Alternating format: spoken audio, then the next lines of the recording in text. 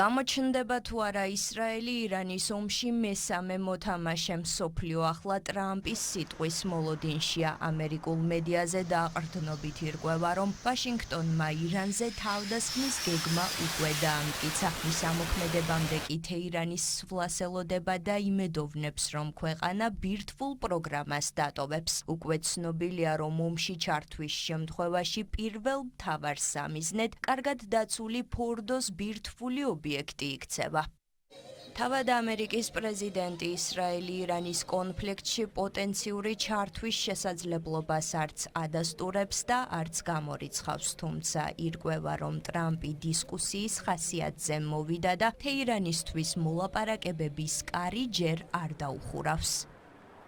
Ფიქრობ, რამდენიმე კვირაში ისინი ბირთვულ იარაღს მიიღებდნენ და მჯერა რომ მას გამოიყენებდნენ. მათ შეთანხმებაზე ხელი უნდა მოეწერათ. Ფიქრობ, შეთანხმება სურთ და მათთვის კარი ჯერ დახურული არ არის. რაც შეეხება შეერთებული შტატების პოტენციურ ჩართულობას, მაქვს იდეები თუ რა უნდა გავაკეთო, მაგრამ საბოლოო გადაწყვეტილება ჯერ არ მიმიღია. ომის დროს ყველაფერი იცვლება. ეს შეიძლება ერთი უკიდურესობიდან მეორეში გადავიდეს. მაქვს გეგმა ყველაფრისათვის, მაგრამ ვნახოთ რა მოხდება.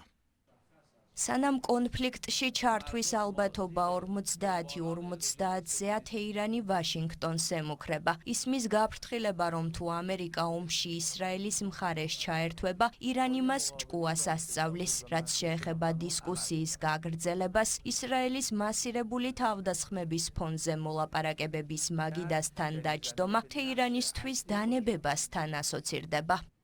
თუ ამერიკა ისრაელის მხარდასაჭერად აქტიურად ჩარევას მოისურვებს, სხვა გზა არ გვექნება და ჩვენს ინსტრუმენტებს აგრესორებისათვის ჭკუის სწავლებისა და თავის დასაცავად გამოვიყენებთ. ასეთ ვითარებაში მოლაპარაკებების მაგიდასთან დაჯდომა დანებებას ნიშნავს. ირანი აგრესიის შეწყვეტას არავის შეეხვეწება. ისრაელი საერთაშორისო ნორმებს არღვევს. ირანს კი სრული უფლება აქვს აგრესიას პასუხი გასცეს.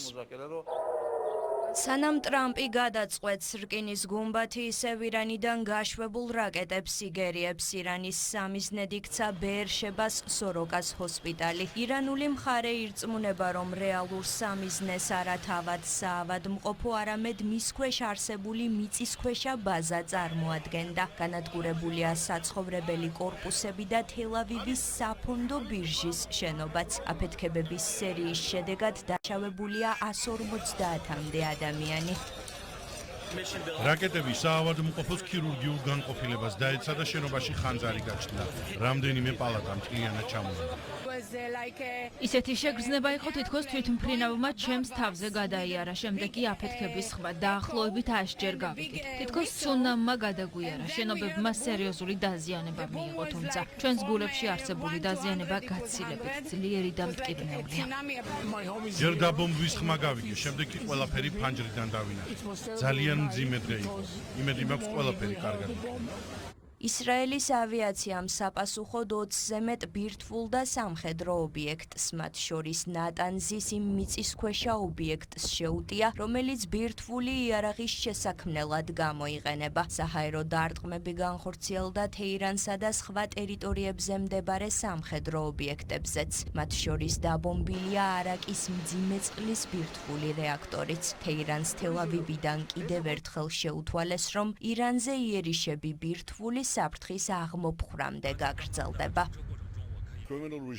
ირანის კრიმინალური რეჟიმი მშვიდობიან მოსახლეობას ესხმის, ისინი მსოფლიოში მთავარი ტერორისტები არიან. სურთ, რომ მსოფლიო ბირთვული შანტაჟის ქვეშ მოაქციო. შესაბამისად, მსოფლიო რუკიდან ისრაელის გასაკრობად ბირთვულ იარაღს აუცილებლად გამოიყენებდნენ. თუმცა ჩვენ ამას არ დავუშვებთ. ჩვენი მიზანი ბირთვული და ბალისტიკური საფრთხის აღმოფხვრაა და ახლა გამარჯვების გზაზე ვართ. თელ-ავივში ირანის სულიერ ლიდერს იმ მშიშარა დიქტატორად მოიხსენიებენ, რომელიც საავადმყოფოებსა და საცხოვრებელ კორპუსებზე თავდასხმის ბრძანებებს დაცული ბუნკერიდან გასცემს. მას თანამედროვე ჰიტლერს ომის დამნაშავეს უწოდებენ და პასუხის გებით ემუქრებიან.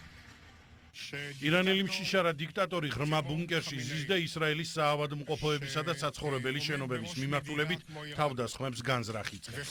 ღიად ამბობს, რომ მას ისრაელის განადგურება სურს. თანამედროვე ჰიტლერია, ისნაირმა დიქტატორმა არსებობა ვერ უნდა გააგრძელოს. ირანის სულიერ ლიდერს ზურგს ლიბანი უმაგრებს. ჰეზბოლამ ისრაელის მუქარა მორწმუნეების შეურაცხყოფად აღიქვა და თელ-ავივს შეუთვალა, რომ ხამენეის ლიკვიდაციას კატასტროფული შედეგები მოჰყვება.